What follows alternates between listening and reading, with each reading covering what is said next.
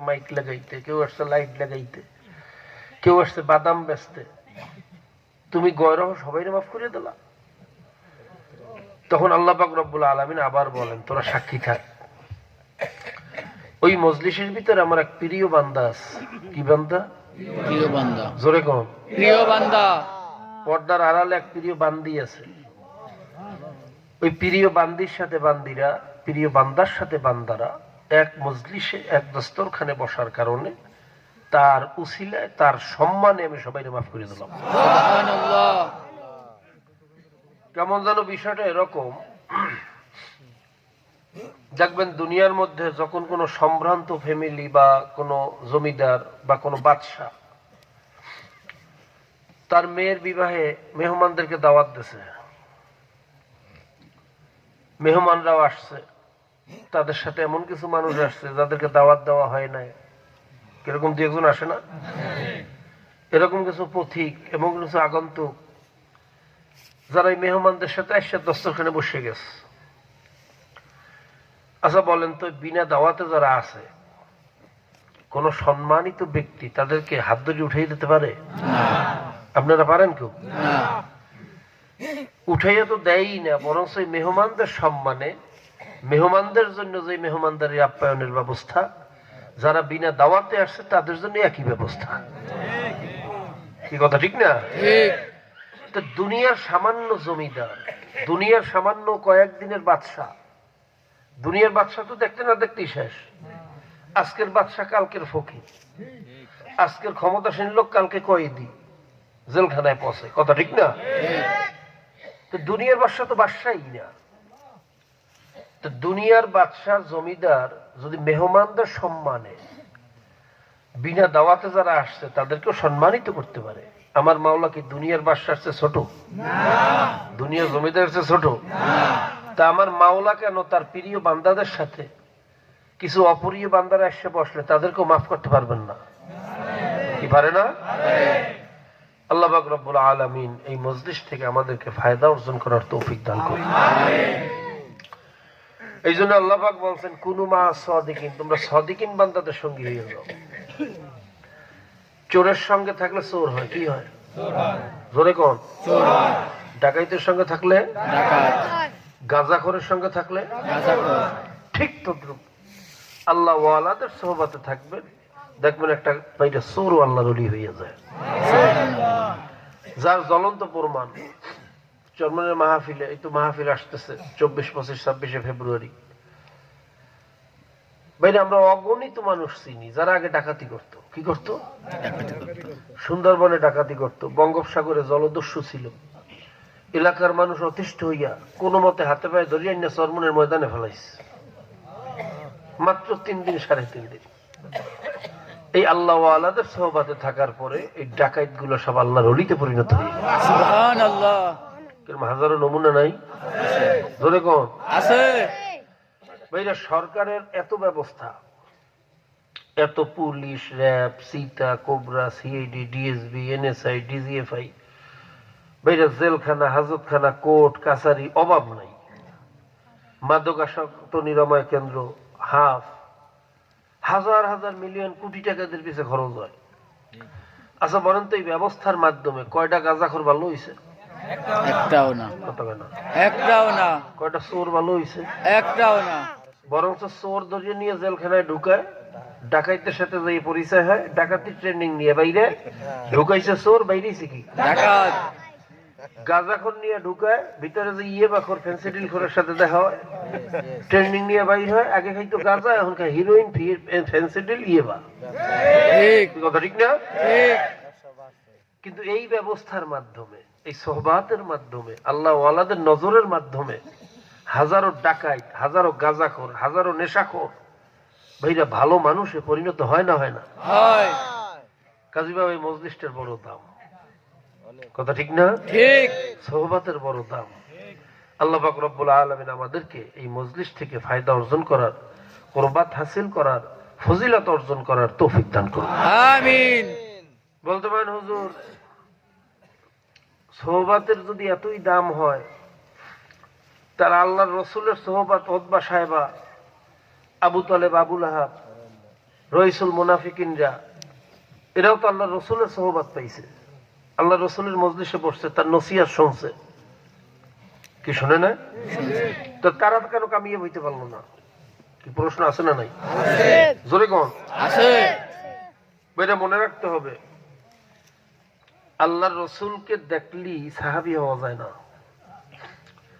আল্লাহর রসুলের সোহবত পাইলে আর তার নসিহত শুনলি কামিয়াব হওয়া যায় না, যদি ঈমান ঠিক না থাকে।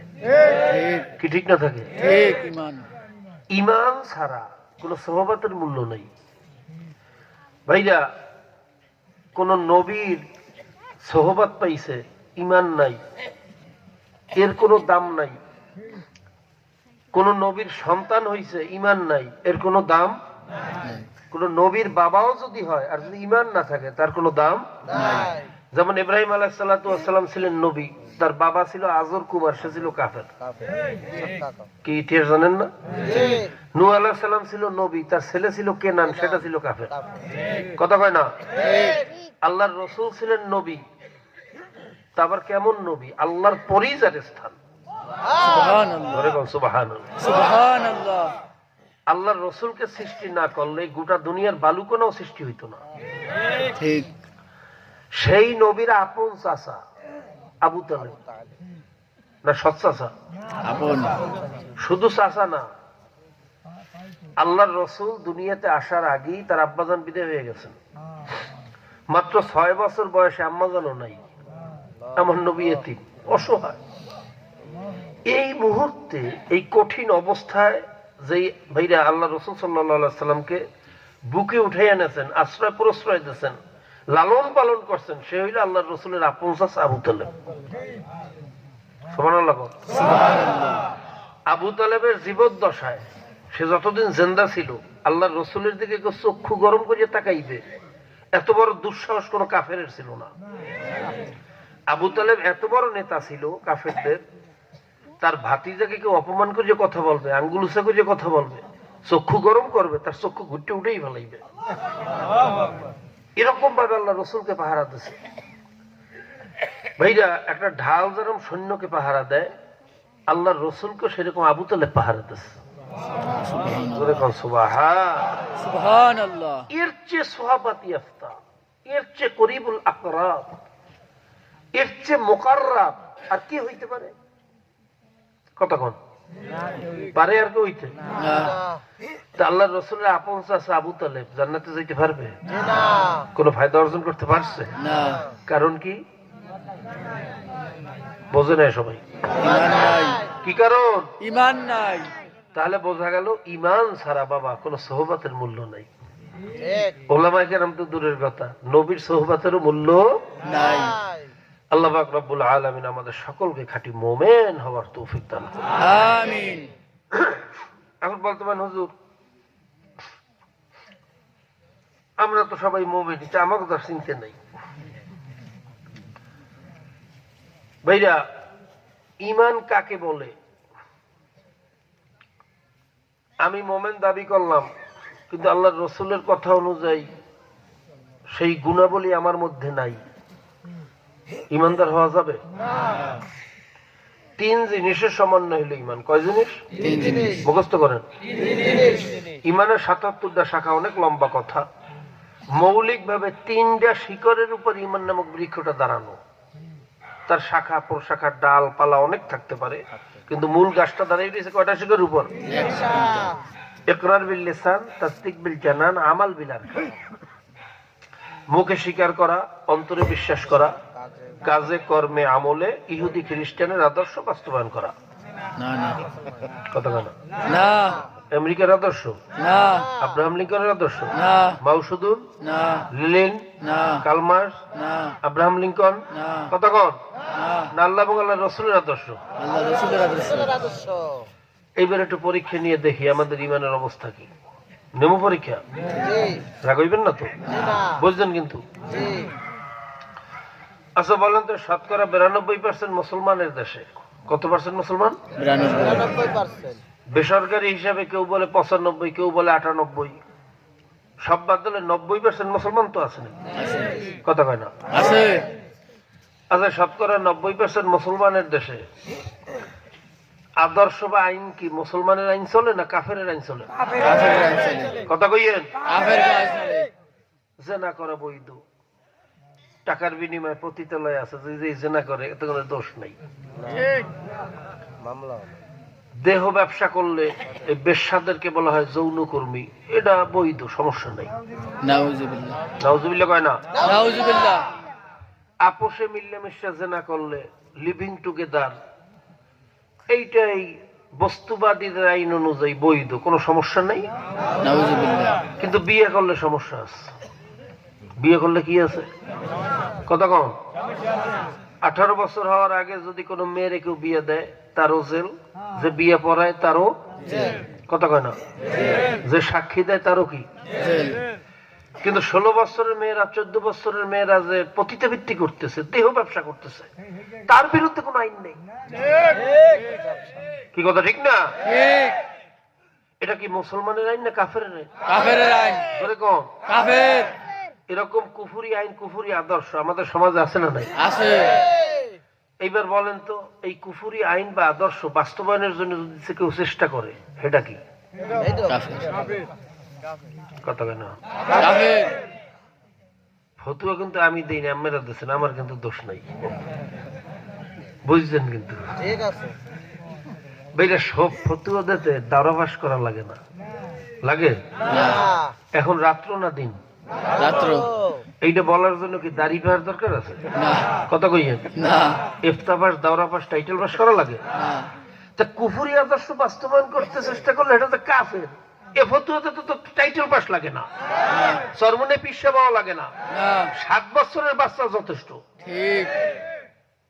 আল্লাহ পাক রব্বুল আলামিন আমাদের সকলকে আল্লাহ এবং আল্লাহর রাসূলের আদর্শ বাস্তবায়ন করার তৌফিক দান করুন।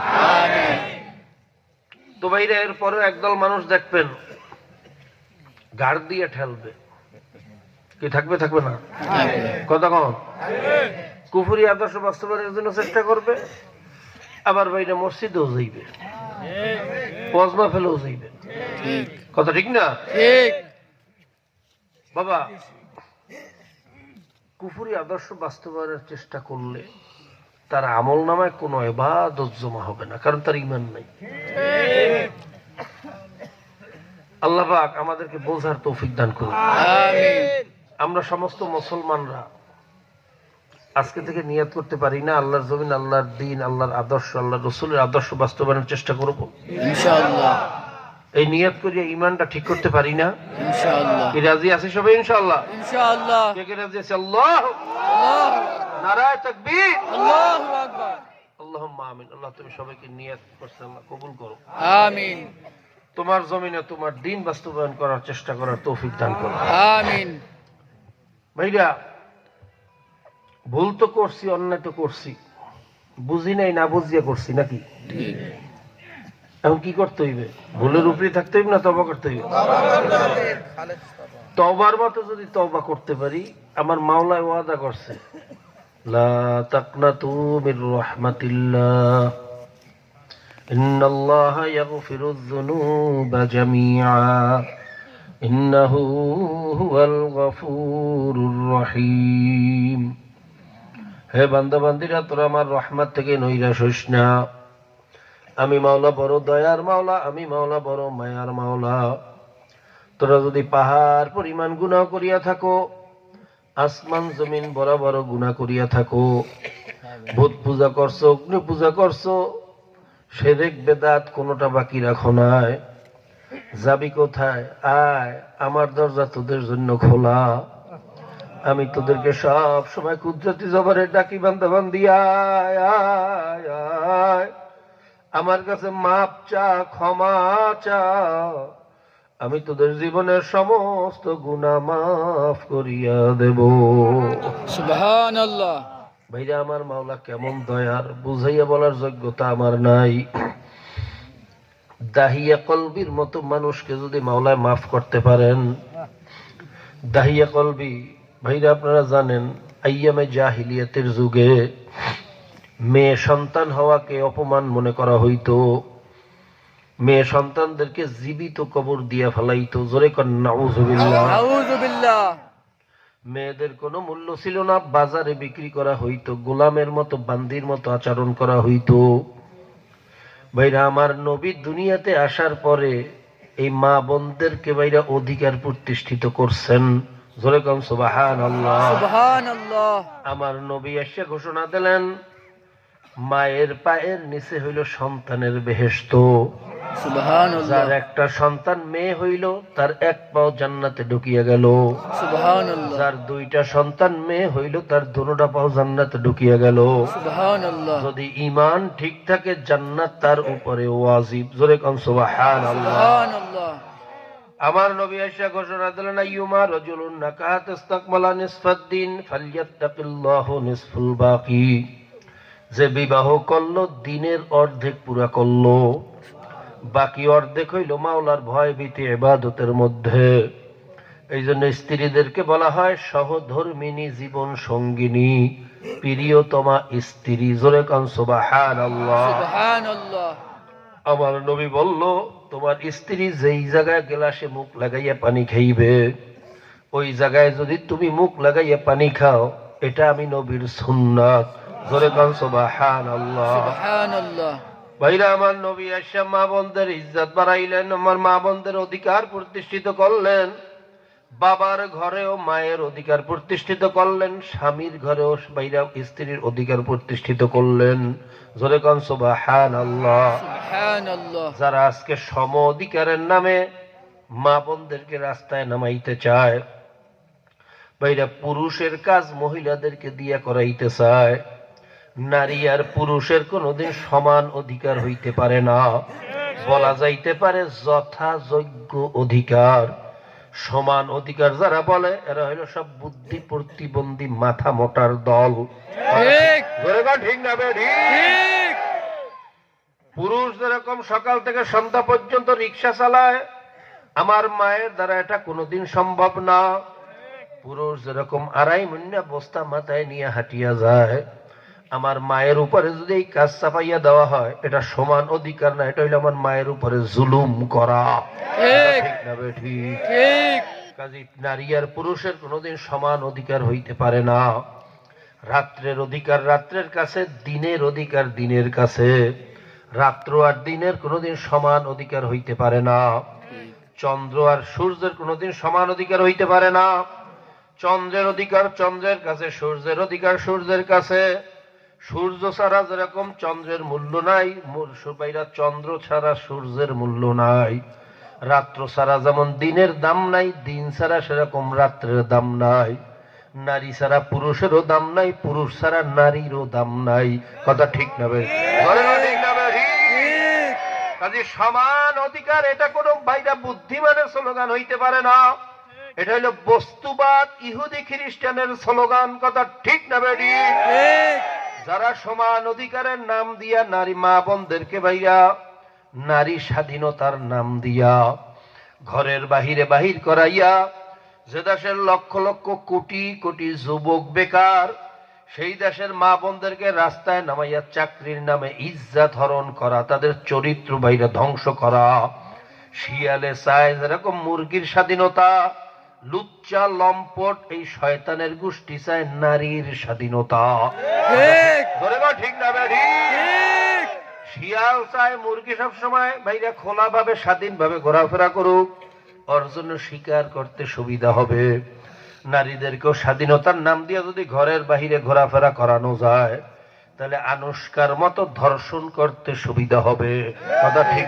ধরে বা ঠিক না ভাই? ঠিক।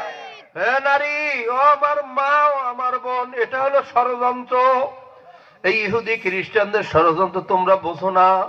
আজকে পুরুষের সাথে পাল্লা দিয়ে রাস্তায় বাহির হইয়া নিজের ইজ্জত সম্মান ধ্বংস করতেছো, নিজের ইজ্জত আব্রু ধ্বংস করতেছো। আল্লাহ, মা ও বোনেরা, তোমাদের কোনো ইজ্জত ছিল না, তোমাদের ইজ্জত দিয়েছে আমার নবী জনাবে মুহাম্মদুর রাসূলুল্লাহ। কথা ঠিক না বে ঠিক? ঠিক। আজকে কপাল পোড়া মা বোনরা আমার নবীর চেনে না। আজকে ষড়যন্ত্রকারীদের ষড়যন্ত্রে পড়িয়া দুনিয়াও ধ্বংস করতেছে, আখিরাতও ধ্বংস করতে আছে। যারা খোলা ভাবে রাস্তাঘাটে চলাফেরা করে, বাবা কোন পুরুষের তাদের ব্যাপারে ভিতরে মনের ভিতরে কোনো ইজ্জত নাই, তাদের উপরে কোনো ভালোবাসা নাই। কথা ঠিক না বেঠিক? বলে না ঠিক না বেঠিক? ঠিক। আল্লাহ পাক রব্বুল আলামিন আমাদেরকে এই ষড়যন্ত্র বোঝার তৌফিক দান করুন। আমিন। ভাইরা, দাহিয়া কলবি 99টা মেয়েকে দুনিয়ার থেকে বিদায় করছে। একবার আল্লাহর রসুলের দরবারে যাইয়া বলতেছেন, আল্লাহর নবী, আমারে কি মাওলা মাফ করবেন নাকি? আল্লাহর নবী বলেন, ভাই তুমি যতই গুনাহ করো আমার মাওলা ওয়াদা করছেন তওবা করলে মাফ করিয়া দেব। দাহিয়া কলবি বলে, হুজুর আপনি তো জানেন না আমি 99টা মেয়েকে দুনিয়া থেকে বিদায় করিয়া দিছি। হুজুর একটা ঘটনা মনে পড়লে আমার কলিজা ছিঁড়িয়া যায়, সহ্য করতে পারি না। আমার স্ত্রী যখন গর্ভবতী, তাকে গর্ভ অবস্থায় রাখি আমি কয়েক মাসের সফরে বের হইছি। সফর থেকে আসার আগেই আমার স্ত্রীর অজে হামল হইয়া গেছে।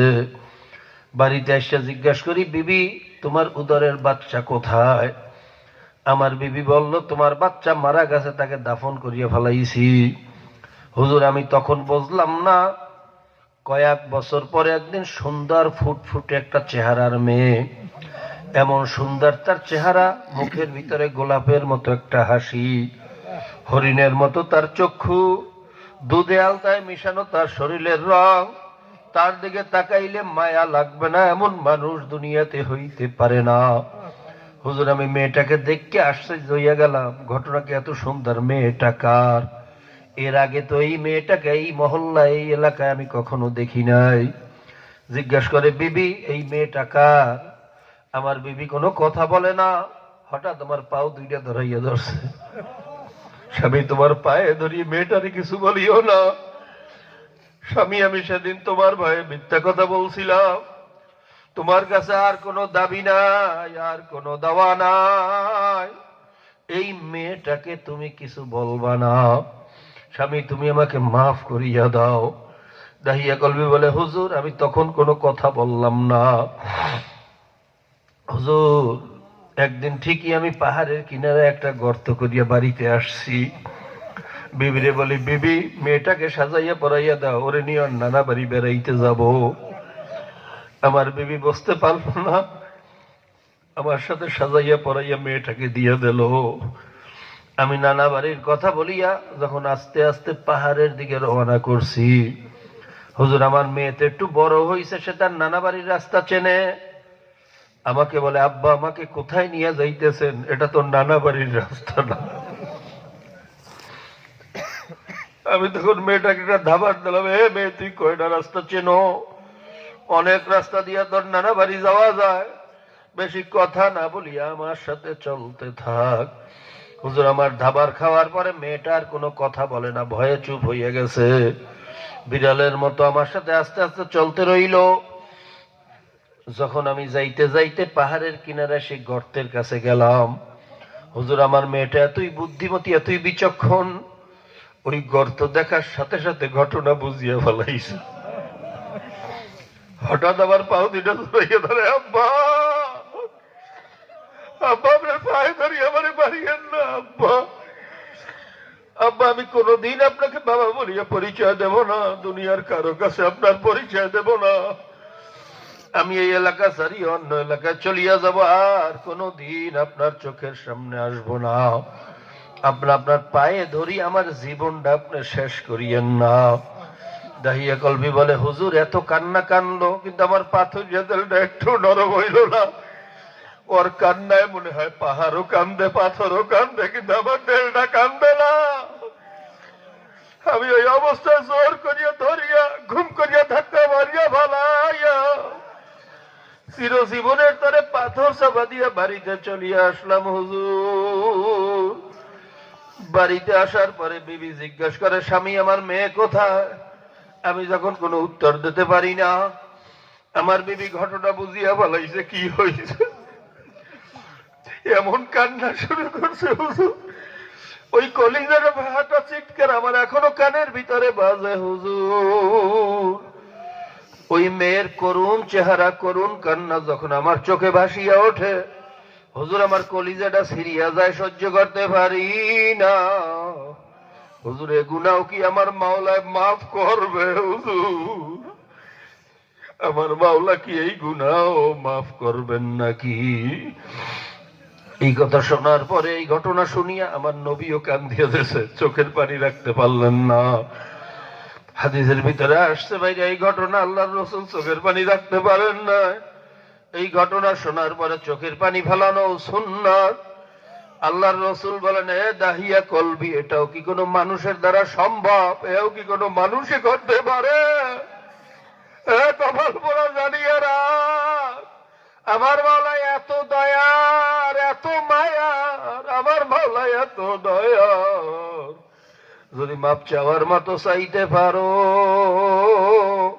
এ গুনাহ আমার মাওলা মাফ না করিয়া পারবে না। আমার মাওলা তওবা করনেওয়ালা বান্দা বান্দিরে খালি হাতে ফিরাইতে পারে না। বাবা, কাজে ভুল করছি, অন্যায় করছি, বুঝি নাই, না বুঝিয়া করছি, আমার নবীর বিরুদ্ধে করছি, আমার মাওলার বিরুদ্ধে করছি, ইসলামের বিরোধিতা করছি, মুসলমানের বিরোধিতা করছি, ষড়যন্ত্র বুঝি নাই, কাফের মুশরিকদের ষড়যন্ত্রে পতিত হইছি। আফসোস, আজকে 92% মুসলমানের দেশে কুফরি আদর্শ চলে। জোরে কর নাউজুবিল্লাহ। নাউজুবিল্লাহ। মুসলমান ইসলাম বোঝে না, ইহুদি খ্রিস্টানের দালালি করে, তাদের ষড়যন্ত্রের শিকার হইয়া। আল্লাহ বাবা, এই মুহূর্তে তওবা করো, এই মুহূর্তে মাওলার কাছে 2 ফোঁটা চোখের পানি ছাড়িয়া দাও। বাবা, খুব যদি তওবার মতো তওবা করতে পারি, খোদার কসম খাইয়াও বলতে পারি, আমার মাওলা খালি হাতে ফিরাইয়া দেবে না। ভাইরা, আজকেই তওবা করিয়া ফেলাও, কারণ এই মজলিস থেকে বাড়ি পর্যন্ত যাইতে পারবো কিনা বলার ক্ষমতা কোনো মানুষের নাই। এই রাত্রটা আপনার আমার উপর থেকে যায় না না যায়, এ কথা বলার ক্ষমতাও দুনিয়ার কোনো মানুষের নাই। কথা ঠিক না বেঠি? ঠিক না বেঠি? ভাইরা, এরকম মজলিস আর কোনোদিন পাবো কিনা? এত ভাইরা আল্লাহওয়ালা, সাদা দাড়িওয়ালা, কোরআনের হাফেজ, এত হক্কানি ওলামায়ে কেরাম আর নসিবে কোনোদিন হবে কিনা জানি না। কার উসিলায় মাওলা আমাদেরকে কবুল করিয়া ফেলায় জানি না। বাবা, কাজে সময় থাকতেই তওবা করা লাগবে। খোদা না কাস্তা আজরাইল যদি উপস্থিত হইয়া যায়, তওবার দরজাও কিন্তু বন্ধ হইয়া যাবে। 2 সময় তওবাও কবুল হবে না। একটা হইলো সাখরাতুল মউয়াতের সময়, আর একটা হইলো যখন সূর্য পশ্চিম দিক থেকে উঠিয়া যাইবে।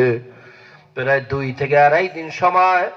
বাবা, মাওলার রহমতের দরওয়াজাটাও টাস করিয়া বন্ধ হইয়া যাইবে, আর তওবার দরজাও খোলা থাকবে না। কাজী জানি না বাবা, কারে কখন আজরাইল ধরিয়া বসে। আজরাইল কিন্তু প্রত্যেকের পিছনে হাত পাইতে দারোগার মতো খালি হ্যান্ডকাপ লইয়া ঘোরে, মালিকের একটু হুকুমের অপেক্ষায় আছে। হুকুম পাওয়ার সঙ্গে সঙ্গে যখন খপ করিয়া থাবাটা মারবে, কলিজার রগগুলা সিরিয়া সিরিয়া বাইরা সবার চোখের সামনে দিয়া লইয়া যাইবে। দুনিয়ার সমস্ত ডাক্তারও দাঁড়াইয়া থাকবে, কিছু করতে পারবে না। কাজে জানি না কার জন্য কোন জায়গায় আজরাইল অপেক্ষায় আছে।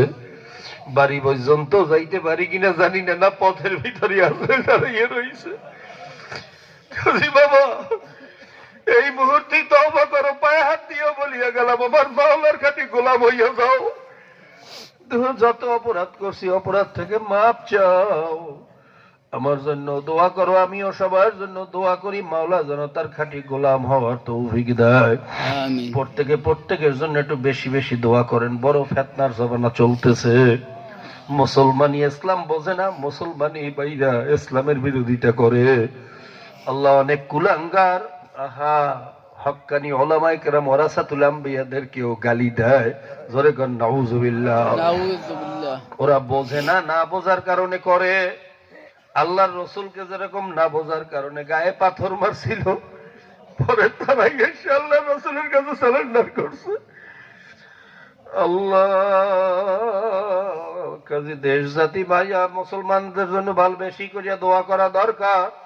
আল্লাহ যেন প্রত্যেকটা মুসলমানকে খাঁটি মোমেন হইয়া কবরে যাওয়ার তৌফিক দেয়। প্রত্যেকের জন্য দোয়া করেন, আল্লাহুম্মা আমিন।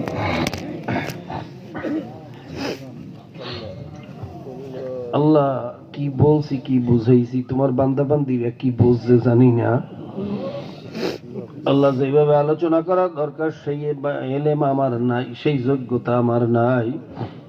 মাবুদ রে, তোমার বান্দারা তো আশা করি আসছে, খালিয়াতে ফিরাইয়া দিও না, খালিয়াতে ফিরাইয়া দিও না।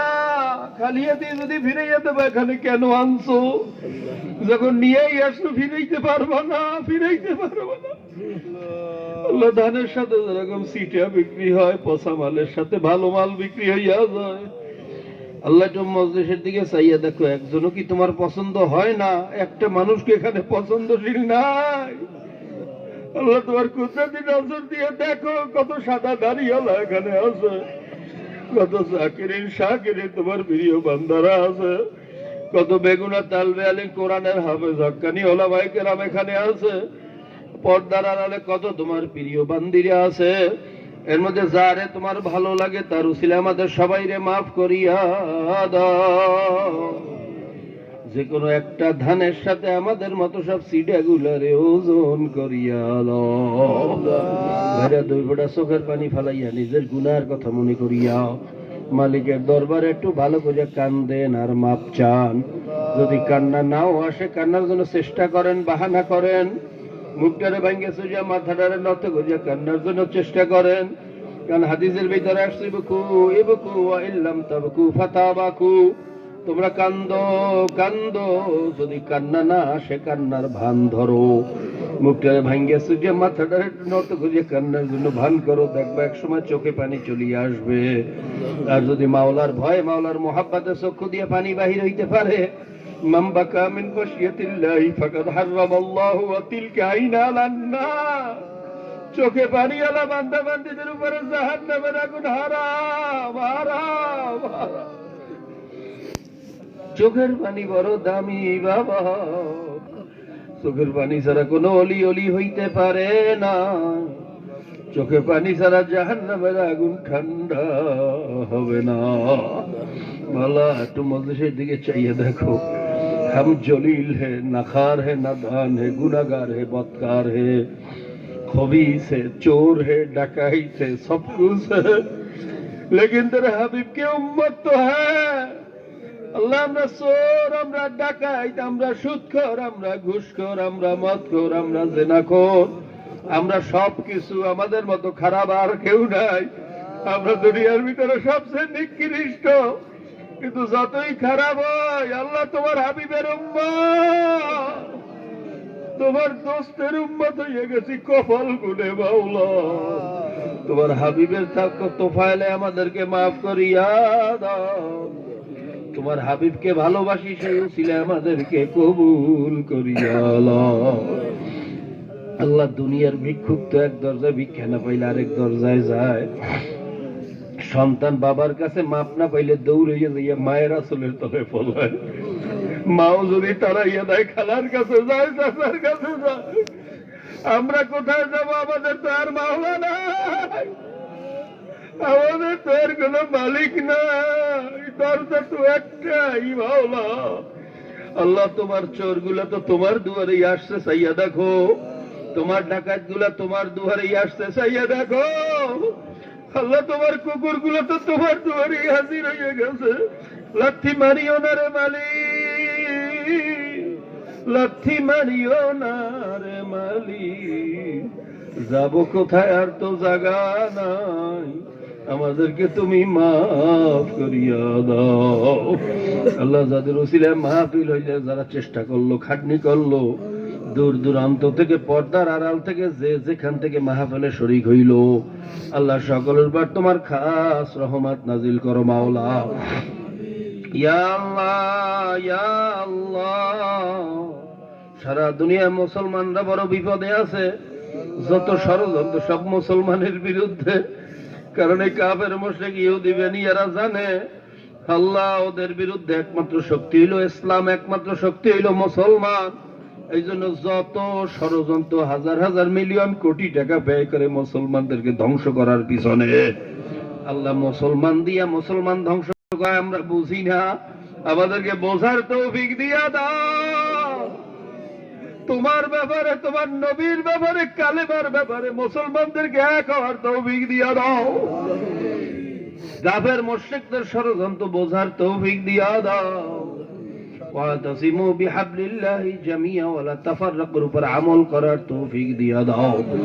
ইয়া আল্লাহ, কাফের মুশরিক বেঈমান নাফরমান জালেম, আল্লাহ বাংলাদেশেও কিছু জালেম সৃষ্টি হইছে, তোমার নবীরে পর্যন্ত গালি দেয়, তোমার নবীর ব্যঙ্গচিত্র বানাইয়া উলঙ্গ মহিলাদের সাথে বসাইয়া চরিত্রহীন লুচ্চা বলিয়া গালি দেয়। আল্লাহ আল্লাহ, কপাল পোড়াদের হয়তো হেদায়েত করো না তো ধ্বংস করিয়া দাও। তোমার নবীর অপমান কোন মুসলমান সইতে পারে না রে মাওলা। আমাদের কলিজা রক্তক্ষরণ হয় আল্লাহ, আমরা দোয়া করলাম হয়তো ওদেরকে হেদায়েত করো, হয়তো ধ্বংস করিয়া দাও।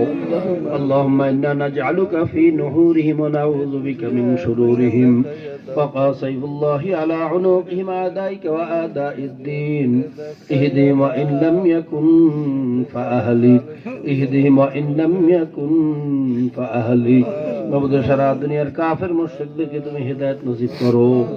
যদি হেদায়েত কপালে না থাকে, কপাল পোড়াদেরকে ধ্বংস করিয়া দাও। হেদায়েত কপালে না থাকলে ওদেরকে তুমি ধ্বংস করিয়া দাও। রব্বির হামহুমা কামা রাব্বায়ানি সগীরা। মাবুদ, বিশেষ করে এই মজলিসের ভিতরে জানি না কার বাবা মা দুনিয়া থেকে বিদায় হয়ে গেছে, আমার মতো মাও নাই বাবাও নাই, চিরজীবনের তরে অন্ধকার কবরে। অনেকে নিয়ত করে আসছে আজকে মা ফেলে যাইয়া মায়ের জন্য দিল খুললে দোয়া করব। যত রাত্রই হোক ওই চির দুঃখী মায়ের জন্য দোয়া না করিয়া বাড়ি যাব না, বাবার জন্য দোয়া না করিয়া যাব না। আমরা দোয়া করলাম বাপ মা দাদা দাদি নানা নানি ভাই বন্ধু স্ত্রী পুত্র পরিজন ওস্তাদ শাগরেদ প্রিয়জন চাচা চাচি শ্বশুর শাশুড়ি যার যত প্রিয়জনেরা কবরে আছে সকলের কবর গুলা বেহেশতের বাগান বানাইয়া দাও। বলে শাইখানা আলী মাশাইখানা আলী উস্তাদিনা আলী আহবাবিনা আলিম আল্লাহু হাক্কুন আলাইনা ওয়া লিজামিল মুমিনিনা ওয়াল মুমিনাত ওয়াল মুসলিমিনা ওয়াল মুসলিমাত ওয়া সাল্লাল্লাহু তাআলা আলা খাইরি খালকিহি মুহাম্মাদিন ওয়া আলিহি ওয়া আসহাবিহি আজমাইন ওয়া সালামুন আলাল মুরসালিন আলহামদুলিল্লাহি রাব্বিল আলামিন। সবাই বসেন। দোয়া নুস খতম হবে, বালা মুসিবতের জন্য খাস দোয়া হবে। তার আগে আমরা প্রত্যেকের গায়ের সাথে গায়ে হাত লেগে একটু খাস তওবা করি। তওবার মধ্যে নিয়ত করি আল্লাহ পাক রব্বুল আলামিন এই মজলিসে যার তওবা পছন্দ করেন তার উসিলার জন্য সকলের তওবা কবুল করে না। যার কলবে মাওলার মাআরিফাতের নূরের বাতি জ্বলিয়ে গেছে তার উসিলার জন্য সকলের কলবে মাওলার মাআরিফাতের নূরের বাতি জ্বলিয়ে যায়। মহিলারা ঘরে বসে নিয়ত করতে পারবেন। আমরা মুমিনদের সাথে নিয়ত করলাম, আল্লাহ পাক রব্বুল আলামিন নিয়ত অনুযায়ী বরকত দান করবেন।